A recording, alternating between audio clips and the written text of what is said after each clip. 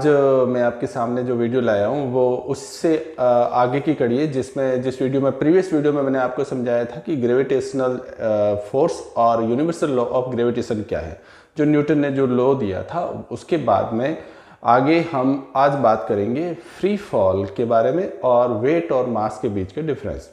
और free fall क्या है ये समझेंगे। फ्री फॉल वो है जब फ्रीली मुक्त रूप से गिरती हुई वस्तु, अर्थ पर कोई वस्तु नीचे आ रही है, कोई भी ऑब्जेक्ट है वो नीचे की ओर टुवर्ड्स द अर्थ आ रहा है, तो उस समय उसके ऊपर कौन से इक्वेशंस लगेगी कैलकुलेशन के लिए, वो हम आज की वीडियो में जानेंगे। देन फ्री फॉल का अर्थ है कि फ्रीली जिस एक ऑब्जेक्ट है, एक वस्तु है जो एकदम से फ्रीली मुक्त रूप से नीचे गिर रही है, उसके ऊपर कोई दूसरा एक्सटर्नल फोर्स नहीं लग रहा। मीन्स उसको विदाउट एनी एक्सटर्नल फोर्स से ओनली अर्थ की ग्रेविटेशन में नीचे गिर रही वस्तु है, तो वो फ्री फॉल कहलाती है। तो जो ऑब्जेक्ट है नीचे आ रहा है वो फ्रीली फॉलिंग ऑब्जेक्ट है, उसके ऊपर दूसरा कोई एक्सटर्नल फोर्स वर्क नहीं कर रहा है एक्सेप्ट ग्रेविटेशनल फोर्स के। अच्छा, इस सिचुएशन में फ्री फॉल, तो इस फ्री फॉल में हम तो जानेंगे फ्री फॉल। तो फ्री फॉल ये आपको पता ही होगा कि न्यूटन ने सबसे पहले इसको बताया था कि जो एक एप्पल का नीचे गिरना हुआ और न्यूटन ने सोचा कि ये नीचे क्यों गिरा, ऊपर गया। यहीं से उसने ग्रेविटेशनल जो पूरा का पूरा जो डेफिनेशन है ग्रेविटेशनल का जो लॉ दिया न्यूटन ने दिया। और इसके बाद में न्यूटन ने 3 इक्वेशंस बताई थी। तो ये तीनों इक्वेशन फ्री फॉल की कंडीशन में यूजफुल है। आप इसी इक्वेशंस को समझेंगे। तो सबसे पहले न्यूटन्स का जो इक्वेशन है, पहली इक्वेशन है V = U + GT। Okay, V = U + GT। And second, एक एक करके मैं आपको ये समझाऊंगा। सेकंड है S = UT + ½ GT²। And third V² = U² + 2GH।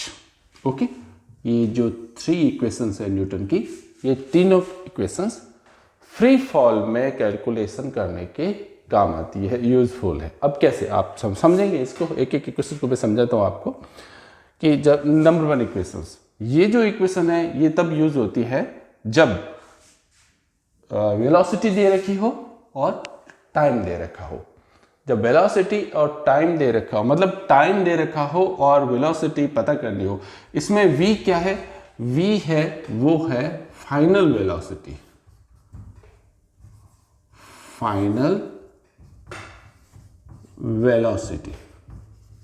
v = final velocity and u है initial velocity. u is a initial velocity, t है टाइम और g क्या है? Gravitational acceleration. ओके, ये आप ध्यान रखते हैं। v final velocity, u initial velocity, g gravitational acceleration and t time. अगर ओनली फाइनल वेलोसिटी या फिर इनिशियल वेलोसिटी दोनों में से एक दे रखी हो और दूसरा पता करना हो और टाइम दे रखा हो, तो आप इजीली इस इक्वेशंस की सहायता से यूज कर सकते हैं उसको।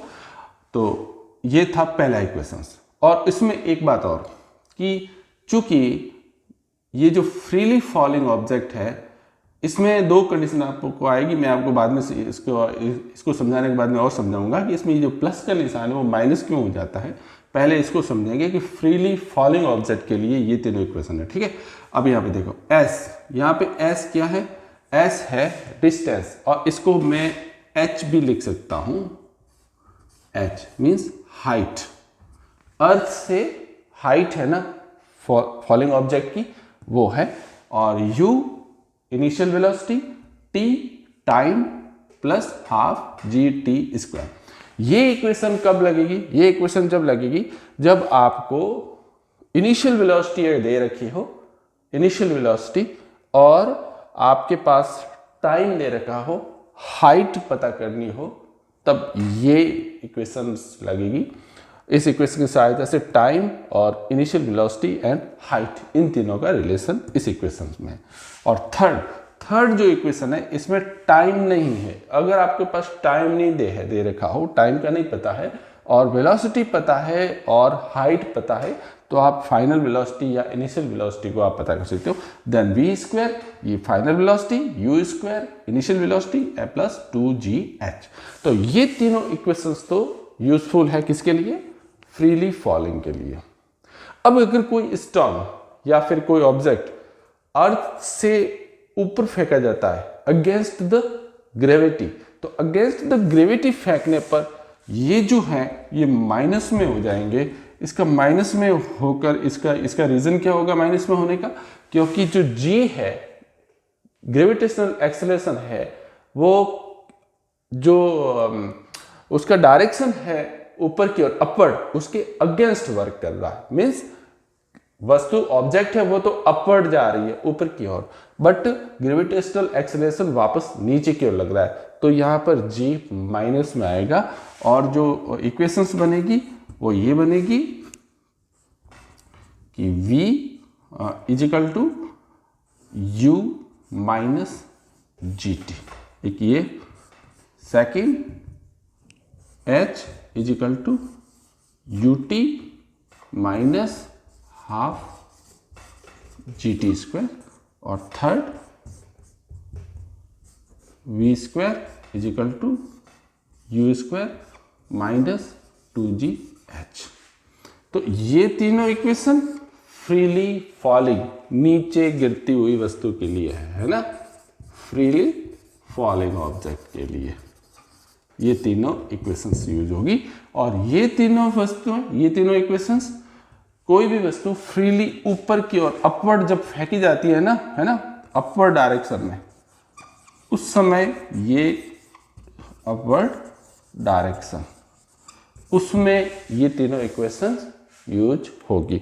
तो यहाँ पे न्यूटन की ये तीनों इक्वेशंस आपने ध्यान में रखना, और ये तीनों इक्वेशंस यूज होगी वस्तु को या तो नीचे फ्री फॉल हो रही है, नीचे गिर रही वस्तु है उसके लिए, और ये ऊपर की ओर कोई वस्तु हम फेंक रहे हैं, कोई ऑब्जेक्ट ऊपर की ओर जा रही है, तो उसके लिए ये इक्वेशंस यूजफुल होगी। तो ये है फ्री फॉल की जो थ्योरी और उनके न्यूटन के इक्वेशन। अब मैं आपको समझाता हूं मास और वेट के बीच का डिफरेंस। मास जो है वो यूनिवर्सली सेम रहता है। यूनिवर्स में हम कहीं भी जाएं, चाहे मार्स पे जाएं, मून पर जाएं या अर्थ पर जाएं, हमारा जो मास है वो सेम रह जाता है, वो सेम ही होता है, इक्वल होता है, ठीक है ना। मास को हम वेट से नहीं कर सकते। अब वेट क्या चीज है? वेट वो है जो फोर्स लगता है ना, अट्रैक्शन का फोर्स, वो अट्रैक्शन का फोर्स ही वेट है।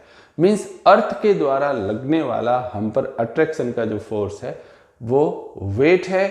और हम जानते हैं फोर्स की जो डेफिनेशन कि फोर्स क्या होता है, F is equal to ma, F is equal to ma, force होता है मास इंटू एक्सेलरेशन। तो यहाँ पे जो एक्सेलरेशन है वो है g, तो यहाँ हम जो फोर्स लेंगे वो है mg, दैट इज वेट, और इसको हम वेट कहते हैं, वेट। तो वेट और मास में डिफरेंस है। मास तो ओनली m से डिनोट करते हैं, मास को ओनली m से डिनोट करते हैं, बट वेट को डिनोट करेंगे mg से, और इसको हम किलोग्राम में भी हम माप सकते हैं। तो वेट और मास में इतना डिफरेंस है। तो जो मून पर जो हमारा वेट है, जो हमारे अर्थ का जो वेट है, उसका हो जाएगा 1/6 पार्ट।